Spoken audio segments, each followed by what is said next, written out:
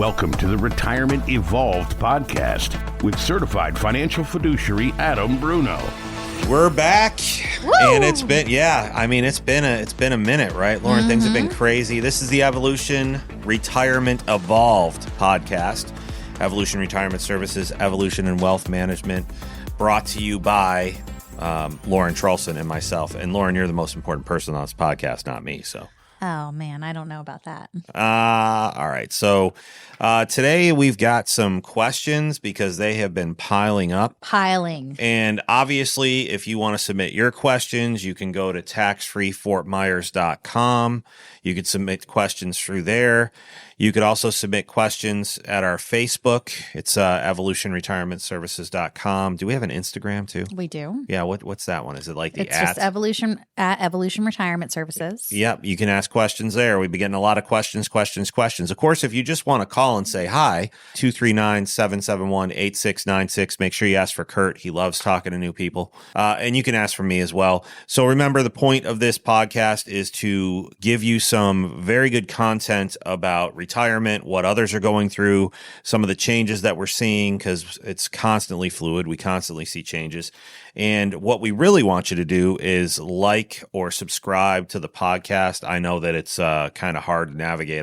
You know what it is? I've got podcasts that I like listening to now, and sometimes it's part of like another larger group that you have to subscribe to and pay for. You don't have to pay for anything with us. Our show is our only page on the podcast app or Spotify or where else do you listen to podcasts? Buzzsprout. You can download it anywhere, and we post it to our Facebook when we have a new episode. Once you subscribe, you'll get the update. Yeah, you'll get the update that there's a new episode. It'll say, congratulations, there's a new episode of the Retirement Evolved podcast. So make sure you do that for us. It just makes sure that the content gets out there for everybody else because, you know, retirement is just plagued with challenges. But, you know, wouldn't it be nice if people that are even younger could hear some of this content so they don't have to go through the same challenges when they retire? So share it with your friends, your family, with people that you care about. It's never a sales pitch. It's always just really good content so you can make retirement even better. Excellent. So let's talk about what's going on in Southwest Florida. Cape Coral, they're having a comedy night at Rum Runners. That'll be on August 24th. Night of Laughs at Rum Runners in Cape Coral transforms into a comedy club with comedians as seen on TV and film. Oh, Pretty so it's not cool. like amateur hour then. It's No, real it's actually real comedians. Is it like B-list comedians? Well, it's still going to be good. It's still going to be funny. I was going to say it's going to be great. Plus, Rum Runners, they have great food, great atmosphere. It's so on the water. Their shrimp are the size of my fist. Yes. That was actually my first job. My first job as a hostess when I was 15. I started at Rum Runners. I really love the food. Me too. Their crab cakes are amazing. Yeah, I'm not really a crab cake guy. New restaurant opened on Sanibel. It's called 400 Rabbits. It's on Rabbit Road, and it's a Mexican-inspired restaurant and craft tequila bar. 400 Rabbits has been a top-to-bottom renovation. They took over the old Dock Fords. Oh, okay. Yes. So they've been transforming this. It has 242 seats, 32 outside, 52 in, an area space it calls El Bungalow. Oh. The menu teams Jeremy and Don's decades of experience in the restaurant. Chef Don is a former James Beard nominee. And according to Deborah, who served as executive chef for the MGM Grand in Las Vegas, it's a scratch kitchen. And at the bar, they don't use mixers. It's all fresh juices. Oh, that's awesome. I can't wait. I'm going on the now. Top of my list, definitely. They're not paying us to say this. We're just trying to make But I like to give people a little insight into what's going on, That's you know? right. I mean, there's so many places that open up and you don't hear about them. Yeah, And yeah. if you're like me, I love going to new places and trying I'm a it foodie out. too. I love food. So another little place, I actually heard about this from a friend of mine. Wicked Pub. It's off Colonial. They have the super thin pizza. They do smash burgers. Ooh, smash burgers? Yep. They have a mac and cheese there. That's amazing. And a Where's ton it of near? Like it's on Colonial, but where's it near? You know where El Gaucho Inca is? Yeah. In Kyoto. Yeah. That's another restaurant. Kyoto, yes. Yes. Yeah. It's Kyoto, it's in that same plaza. Oh, okay. Yep. All right. It's if you're going up towards 75, it'll be on your left. It's a great new little spot. And the lady who owns it, she was a manager at a Stevie Tomatoes for many, many years. And she told her husband one day, she said, you know what? I just don't want to do this anymore unless it's my own place. Nice. And ended up opening up her own little pub there. That's great. And let's not forget about our favorite, Max Asian Kitchen. Max. Shout out to Max. I'll tell Billy you. Mac. Those guys know what they're doing. Oh they my were God, so actually good. voted top They are number 51 in the United States. Wow. For Billy, congratulations. Yes. That's Yeah. great, buddy. I mean, Yeah. we're happy for you. Huge. I mean, we're the number one growing RIA in the United States. That's right, now. baby. So for Billy, I mean, we're on solid ground with him there. Evolution roll. Yeah, we're still waiting on the evolution roll. Oh, man. Anyway, what else you got? So we got some upcoming events here at Evolution on September 10th at 11:30 a.m.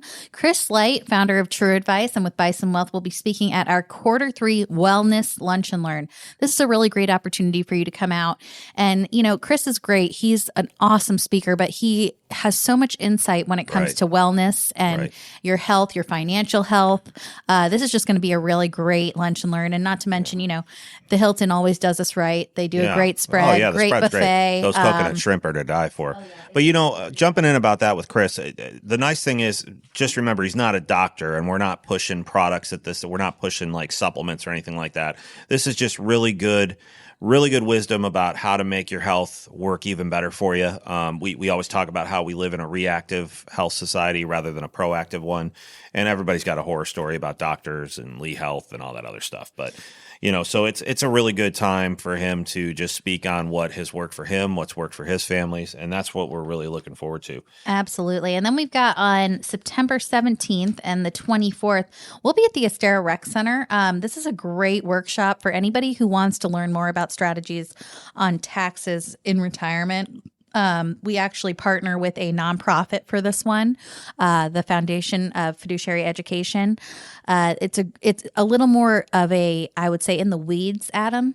Right. Compared to what we normally do. Right. But it's a little more in depth about tax strategies. It's more like a class. There's notes that are taken. Yes. I try to make it as not boring as possible, Right. but it is for the more, I guess I would say, the more experienced investors that really want to take something specific from because at our other workshops, we spend a lot of time talking about different topics, and we can't really dig into any specific one of them because we the time limit. But with this particular class, we're just diving right into taxes. I mean, we're going to talk about Social Security. We're going to talk about the taxation of Social Security because so many people don't even realize that.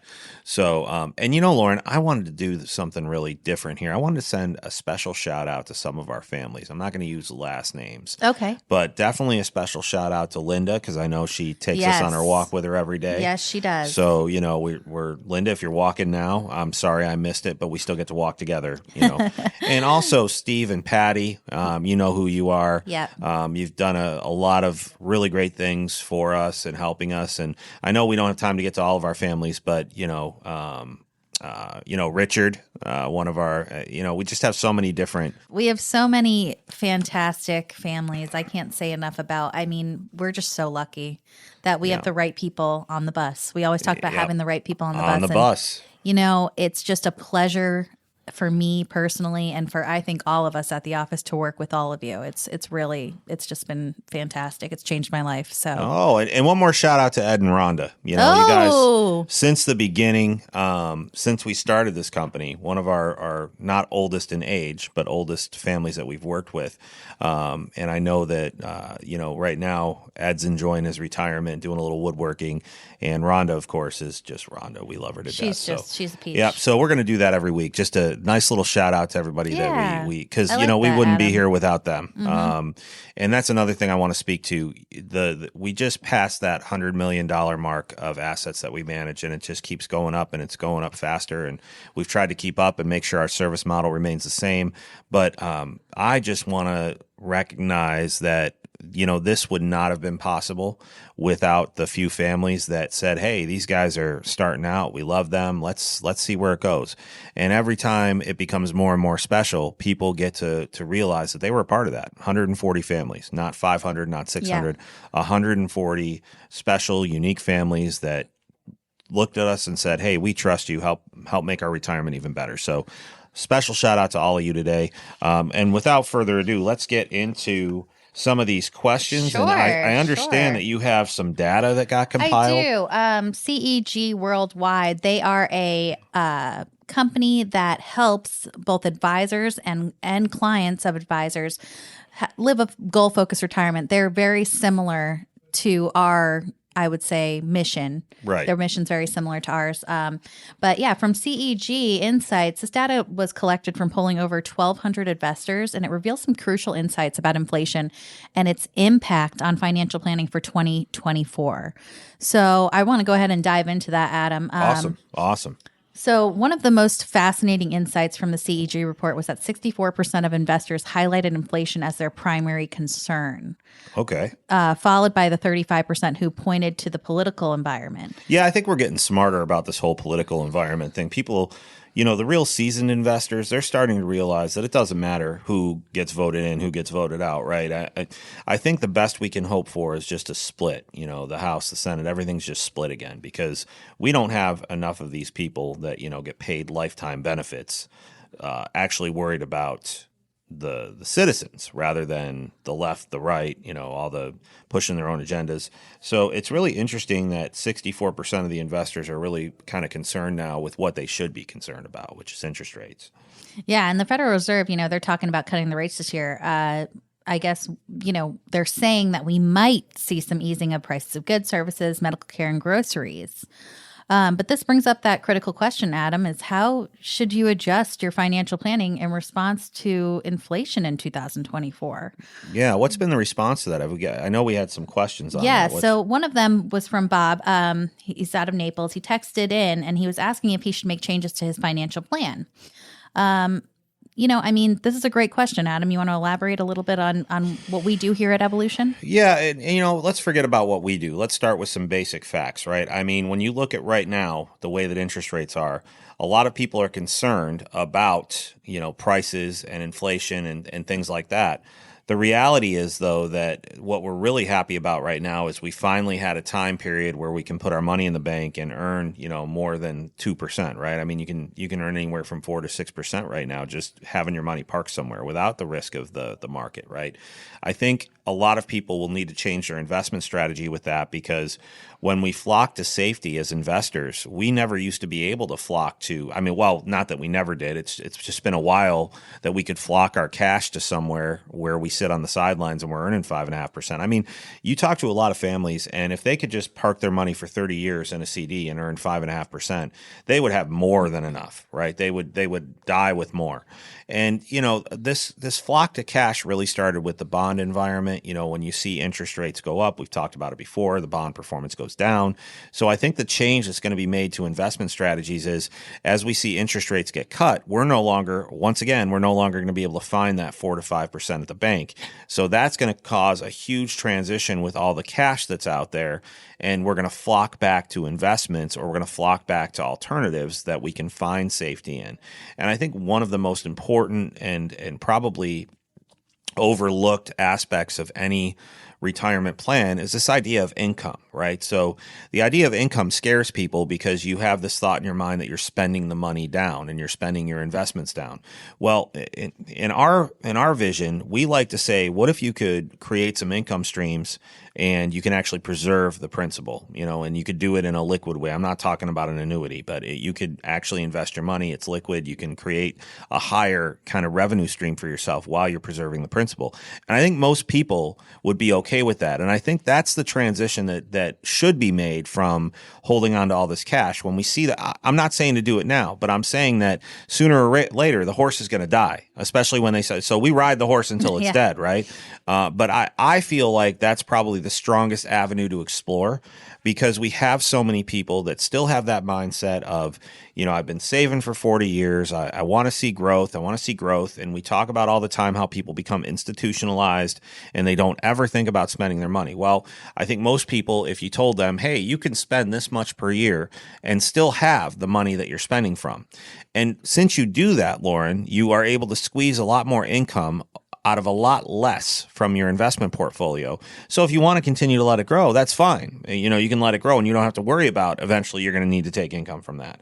So it's kind of a nice hybrid between this idea of safety. Yes, the money's safe, but also guess what? We're getting an income from it. And, trying to get people to spend more money is like trying to, pull arms off here. People are always so surprised when you tell them, guys, spend more money. I mean, if you're going to die with $3 million left, it's not even about spending money. You know what what it is, and I heard this, and I've done some research on it, and it just caught me when I heard the term the first time. It's about investing in your experiences now, rather than investing to grow your money, because now it's time to spend it.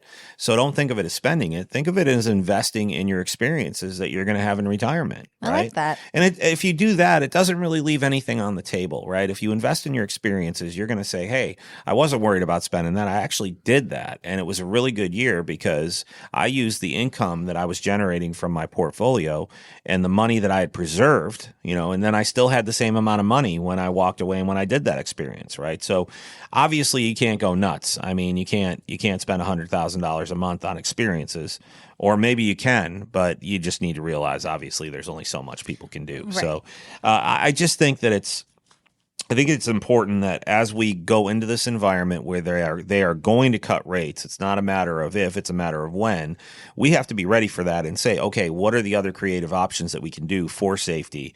What are some of the things that can meet more than one goal rather than just safety? Hey, maybe I can give myself a little bit more income too. So if you can give yourself 8 to 10% more on your assets from income, then preserve the asset. I mean, I'm not sure anybody wouldn't want to look into that, right? Absolutely. And that kind of feeds into what our next segment here is about. This was a question we got from how can retirees and pre-retirees reduce their tax burden? And I think this is, a way we can talk about possibly beating inflation too, in a way. Right. I think the number one thing that you need to remember about taxes is your Social Security in normal situations should only be taxed at 50%. But if you start adding to your income, which means you start taking money out of your IRAs and spending that money down, your taxes on your Social Security are going to go up to about 85% of it being taxable. So right there, if you can just find a way to limit the income coming in from the IRAs, and we talk about Roth conversion, but that's not going to limit the income. But we can all agree that you're going to pay more taxes in the future anyway, eventually. So getting yourself ready right now, doing something like that, keeping your Social Security in that 50% range rather than 85% range, that's going to help you save on your taxes. We know for a fact that the longer you let the IRA cook and the longer you let it continue to grow, the higher the tax burden. And not just the higher the tax burden, but the higher the likelihood that tax rates will be significantly higher when we do start to spend that money, right? We talk about all the time, 2026 right around the corner. Yep. Every bracket goes up 4 to 5%. Every bracket is shrinking now so that you're into the next bracket before you should be. So that's just the beginning. That's not going to change. Right. We know as a country that we don't pay enough taxes. And I know that Congress provides tax breaks to encourage savings in these tax deferred accounts. So if you have a significant balance in your IRA or 401k, you talk about paying these at the lowest rate possible. Yeah, I mean, and the tax breaks are really the idea that Congress, everybody kind of sees the writing on the wall, right? We're not paying enough taxes. We have an extreme amount of debt in this country. I'm going to stand on the soapbox here, but go ahead. Let's take that idea and do something different with it. There's only one way that we can turn this around. There's only one way. The one way is the predictable way is to raise taxes. The unpredictable way is to say, well, the government should stop spending. The government's always going to spend. There's always going to be something that pops up. We spend the most amount of money right now on defense, and you could argue that maybe we spend too much, and everybody's made that argument, and nobody's won, right? We still spend the most amount of money that we do in this country on defense. Yep. So the predictable way to honestly get us out of this situation is for everybody to pay more money. And a lot of people are, adamant about, that's what I love. You hear people saying that billionaires, millionaires, they need to pay more taxes, right? So are you saying they need to pay more taxes and you also recognize the fact that you probably need to pay more taxes as well? Because you don't hear that, right? You say, oh, that's the rich, make them pay more taxes. Right. Well, what about you? That you're sitting in your living room and saying, hey, they could pay the taxes. Why should we be taxed? Well, that's the reality of this country. If you want the country to run the way that it should, you have to pay taxes. And it stinks. I hate writing checks. What did I just say yesterday? I said, oh, fine, get it done. And, you write a check for, nobody wants to write those big checks, right? No. The reality, though, is if we keep having this discussion about, well, how do we change things? Nothing's being done as long as we discuss it. If we could take 3 to 5 years and everybody paying their fair share and maybe a little bit more, things turn around in this country. Then we actually have a budget we can depend on. We have line items where we say, okay, we need to increase a little bit of this public assistance, right? We have no baseline right now to start from. We've just overspent, and now we're borrowing and borrowing and borrowing. We're printing and printing and printing, and there's no formula to it. There's no foundation. It's like the Wild West. It's like everybody's a cowboy in Congress right now. So, okay, I'm off my soapbox. That's okay. We were kind of, this kind of leads into what we were talking about anyways. We're talking about we don't know what's going to happen in this upcoming election, right? But there's so many reasons to believe that taxes are more likely to increase in the coming years. This is exactly what we were just talking about. Right. The federal debt, annual deficits, they've increased dramatically due to COVID, due to whatever other factors are out there right now. Social Security and Medicare, they face solvency problems. We talk about that all the time. Yeah. Yeah. And the other interesting thing here is when you talk about, you said what else is going on out there right now. We're in a really strange place with even just the market right now. I mean, you've got 7 companies, or maybe it's 8. I don't remember exactly. You got 7 or 8 companies in the S&P 500 that are driving 75% of the growth of the S&P 500. So when you talk about who's making the money, it's these companies right now, but there's 500 companies in the S&P 500, right? So the balance is really wacky right now. It's really off kilter. And you brought up Medicare. What was that comment about Medicare that you said? Medicare facing solvency problems. Yeah. So here's the problem with that too. Yeah. Now you get to a point where Medicare costs have to go up. And the only way they're doing that right now is they're charging people more for Medicare based on their income bracket. So it's really only everybody complains about the rich and this and that, but they're the only ones that are paying 4 times more for their Medicare. I mean, there's not a solid plan in place because Medicare surcharges, the extra money that you pay for your Medicare, that increases by 7% per year. That's a asinine increase every year. And you look at that compared to the 2.5% that your Social Security rises. Well, eventually, guess who's going to end up paying for Medicare? It's going to be the wealthier. They're going to end up paying for Medicare. They're going to end up paying more. Well, what if everybody paid a little bit more? They raise it every year, but it's not a significant raise. Maybe everybody should pay a little bit more when it comes to Medicare instead of just, punishing the people that have done really well. There's a lot of things we could talk about, but solvency is going to become an issue because you can't continue to just to have people pay more for Medicare that are the ones that are making the most money. This whole idea of, Bill Gates, Elon Musk, these guys are all billionaires. They should just pay more taxes. Why? And what is that really going to do for us? Then we're going to lose jobs. These people that say we got to tax these companies higher, well, when you tax the companies higher, they can't afford to pay for their workforce. But then salaries get cut, people get laid off. Like people I saw an interesting meme on Facebook the other day. It was something about don't post things that you can't debate with somebody else, that you have really no knowledge of, right? So, when I post things, which is rarely, it's something that I do have knowledge about. And you wouldn't believe, it's just like the number of people that flock to say, no, you're wrong. Okay, well, why am I wrong? Right. Right. If you don't have an argument, I was talking to somebody about this the other day. People, they'll say things. They say all the things, right? And how many people actually back up what they're saying with actual facts? Right. Real they facts, don't, right? It's like we Googled it, so it must be true. Yeah, you and Google know everything. Yeah. I saw it on a meme, exactly it like means that. It's true. Right? It must be true. Yeah. Well, we were both on our soapbox there for a minute. Yeah. Yeah. But yeah, getting back to this, when you talk about Medicare, Adam, I've heard you say this before. Something about your Social Security, 7% versus the 2%, and how... Yeah, that's that Medicare Part B charge that we were just talking about. Okay. So when you're paying more for your Medicare Part B, and normally that will happen when you sell a highly appreciated asset like a rental property, or a lot of times we're seeing it happen now, especially with the baby boomers. They've done such a good job of saving that they don't touch their IRA, right? And then when they take the required minimum distribution out, it gets added to their income, and that pushes their income above what is today that $206,000 income limit. And as soon as that happens, now you're paying more for your Medicare Part B, right? At least 3 times more.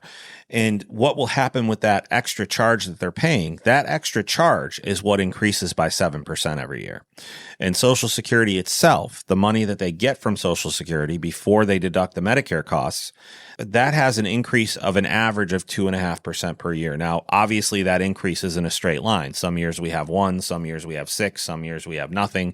So, but over time, it is balanced out to about 2.57%. So put that 2.57% up against that 7% that they're charging you for the extra Medicare, and then the next year they're charging you 7% more. What that does is it eats into your Social Security payment. So if that keeps going for 10 years, your Social Security payment is going to be minimal, right? Everything's going towards Medicare, right? So, yeah, I heard you talking about that the other day. I thought that was so interesting. Yeah. You know, another thing I wanted to talk about was reducing future RMDs, required minimum distributions. There's some important strategies that you can use to do that. And do you want to elaborate a little bit on that? Yeah. So one of the easiest ways to do it is to recognize the fact that you're going to have to pay taxes on it anyway. So why not take a little bit more out gradually over time rather than waiting for that RMD to kick in? You're taking this big amount out, right? Mm-hmm. So you take it out gradually over time and you pay the taxes on it then, and you're not adding as much to your income. That way you're not paying, not 85% of your Social Security is taxable. That's a good strategy. I mean, just take a little bit more out, because every amount that you take out, is going to reduce that required minimum distribution down the road. The other thing you can do, which also reduces the minimum distribution, if you decide that you give to a charity every year, right? The standard deduction is somewhere in that $26,000 to $29,000 range, where if you donate to a charity, you have to at least give more than that to see the tax benefit of it. Well, you can actually, if you're 70 and a half, you can do a qualified charitable distribution where the money comes from your IRA, goes directly to charity. You're not taxed on it, and the charity's not taxed on it. So guess what just happened? You didn't pay taxes on that money for a donation you might have been making that year anyway. If you were making a $15,000 donation or donations all collectively, you did that from your bank account, then you're not getting any kind of a deduction for that. But if you have it written right from the IRA, you're not only are you not paying taxes on it, but you're decreasing the amount that will eventually have to come out of the IRA. So that's another good strategy. And obviously we can talk about Roth conversion, but honestly, we've beaten that horse to death. And the one thing that you need to understand is what your numbers look like if you're going to do a Roth conversion strategy. Because now you talk about converting to Roth, you're talking about a higher tax bill, you're potentially talking about a higher Medicare bill. So the numbers have to be worth it. But don't make no mistake about it. Even though you're talking about that now, it will happen. Right. And it will happen in a time when taxes are probably higher, when Medicare has gone up 7% per year, when the surcharges have gone up 7% per year and you waited 5 years and now all of a sudden, boom, you're getting hit with it. So it's going to happen. You just can control when it happens. And that's the thing that people don't realize. If we're really talking about minimizing that, minimizing the RMD, these things you're going to pay to do it now. Right? There's no way around it. We minimize it too much. It's going to happen eventually. It's going to happen one way or the other. So deciding when you get to pay the taxes is a very powerful tool in spreading out that tax risk. Yeah. So basically just having a little more control, right? Yeah.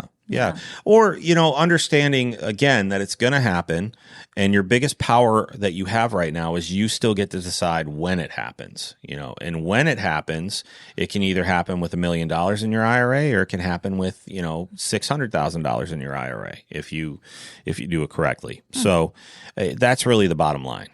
So, no matter who you plan to vote for in 2024, the chances of tax rates remaining the same are minimal, in my opinion. Right. We said uncertain, but yes, minimal, Adam. Now's the time to take action, implement these strategies, minimize your tax burden, maximize your retirement security. Every week on here. We're trying to do every week now since we kind of fell off for the last two. Well, it's been busy. We had a lot of stuff that we had to been. take care of. And our families that we serve come first, and obviously we love all of you. Where have we had listeners? If you're listening to this in Australia, we've had listeners in Australia, Africa, Asia, Africa, a bunch in Europe, none in South America. That was our only one that we didn't have. But, we're talking about things that relate to, American tax strategy and things like that. What I'm really open to is if you guys are listening there now, we'll do some research and we'll kind of help you with some strategies in your own country. I know I love the UK. I love Italy. And when I'm there, I'm constantly asking that question. Well, how are they doing it here? Right. How does that work? And if you do have questions, discuss and want to discuss any kind of financial planning needs, give us a call, 239-771-8696. Now listen, we got a disclaimer there. We're not licensed to do anything for you, and that we're not licensed in any of those countries or anything like that. But if you have questions and you just want to see if you can get an answer to, in other words, we can't charge you to provide financial advice to you in those countries because we're not licensed. But if you have questions about taxes, things that we can research, and you have, obviously we're not giving you investment advice. We're trying to answer any questions that you might have that we're able to answer. So I don't want you to think, I can call Adam and he'll tell me all about my investment. I don't know, right? The point is we can actually probably do a little research and help you as much as we can. Yeah, and I'm sure that would be extremely interesting for you and Kurt. Yes, Kurt and would probably love it. That's the reality. We've seen people from different countries come in, and they're U.S. citizens now. And maybe you're a U.S. citizen in one of those countries, and that's why you're listening. That's fine too. But don't be afraid to ask for help. And again, the best thing you can do for yourself, if you enjoyed the podcast and you like listening to us, and we're coming up with different strategies that you're researching more, and we're helpful. Don't forget to like and subscribe, leave a review, tell people, and it doesn't even have to be a good review. Leave a bad review if you want. Talk about why reviews don't ever matter as much to me, because whatever the business is, whatever the food is, the movie, the service, somebody's not going to like it inherently, right? I mean, nobody is a perfect fit for every place that you go. Our best addition to anyone's life is the service we're able to provide. That's why we don't charge for it when you call us, when you talk to us about the podcast. So leave a review. If you hate my voice and you don't like Lauren's bubbliness, yeah, it's fine. Just leave a review. Either way is fine. So with that, we got to jump out of here. Any last minute thoughts, Lauren? It's Friday. It's Friday. I don't know what I'm going to do this weekend, but I know that I'm just going to try as much as I can to do absolutely nothing and just hang out with the kids. You're not going to be able to do that. I know it's bad. I'm going to probably be bouncing around, but the reality is everybody needs some time to decompress. I'm going to get like an idea of where I am health-wise, because I'd like to maybe do a little bit more exercise this weekend, just kind of graze the surface. And, things have gone for me from being really active and really all over the place and traveling and seeing, going to this conference and that conference. This year, I'd like to just kind of step back a little bit and not be so worried about those things, because, obviously I do it so that we can be in the best spot for our families and know the best information. But, Lauren, you could go to these conferences. I mean, I don't have to go to all of them. You can get away for a little while. I'd love to. Yeah, there we go. All right, folks, people, families, lend us your ears while we say goodbye. And of course, we wanted to also say, God bless all of you. It's a very different world that we live in now, but that for me remains the same. Have a little faith, be kind, show the love around, kind. Block out the things that you don't want to be a part of, the negative energy. Focus yourself on your spirituality, whatever that may be. For me, it's our Lord and Savior, Jesus Christ. But for other people, it might be something different, and that is okay. Take that time to spiritually reflect and get yourself in a good place, and just take some time to pause and say, you know what? The world's crazy. Why don't I just give myself some time? So God bless all of you. Enjoy the rest of your week, and we will be coming at you again soon. Bye-bye. Peace out, everyone.